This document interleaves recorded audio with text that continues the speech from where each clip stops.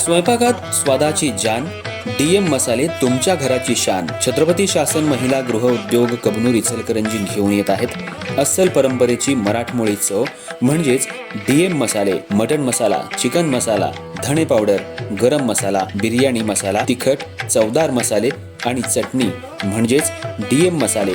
तर आजच आपल्या जेवणाची रंगत वाढवण्यासाठी केमिकल विरहित डीएम मसाले, गृहिणींच्या मनातले मसाले आणि चटणी अवश्य वापरा. डीएम मसाले महिला बचत गटाद्वारे करणारे स्वच्छ माफक दरामध्ये म्हणजेच डीएम मसाले. संपर्क दिव्याताई मगदूम, मोबाईल 91 30 80 22 55.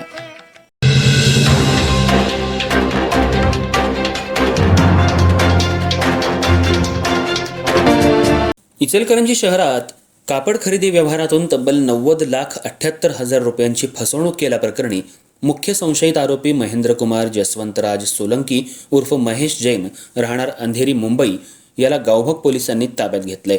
तर दुसरा संशयित आरोपी अजय कुमार रस्तोगी राहणार दहिसर मुंबई अद्याप फरार असून त्याचा शोध पोलिसांकडून सुरू आहे. तर या प्रकरणी मनोज अमृतलाल चंगेडिया राहणार शांतीनगर इचलकरंजी यांनी फिर्याद दिली आहे. नोव्हेंबर 2025 मध्ये महेंद्र कुमार सोलंकी उर्फ महेश जैन यानं साक्षी स्टाईल क्रिएशन या नावानं व्यवसाय करत असल्याचं सांगत चंगेडिया यांच्याशी संपर्क साधला. सुरुवातीला विश्वास संपादन करण्यासाठी व्यवहार प्रामाणिकपणे केल्याचा आभास निर्माण केला.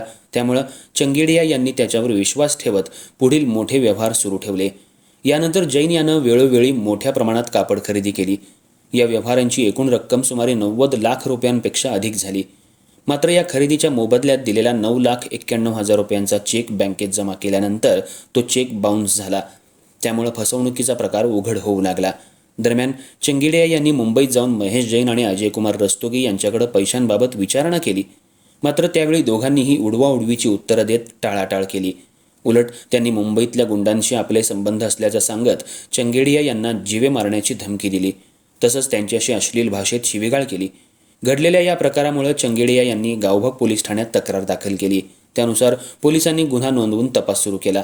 तपासादरम्यान पोलिसांनी तांत्रिक माहितीच्या आधारे महेश जैन याचा माग काढत त्याला मुंबई येथून ताब्यात घेतलं आणि अटक केली. दरम्यान अटक केलेल्या संशयिताला न्यायालयात हजर केलं असता न्यायालयानं त्याला 3 दिवसांची पोलीस कोठडी सुनावली आहे. या प्रकरणी पुढील तपास सहाय्यक पोलीस निरीक्षक गोविंद कोळेकर करत आहेत.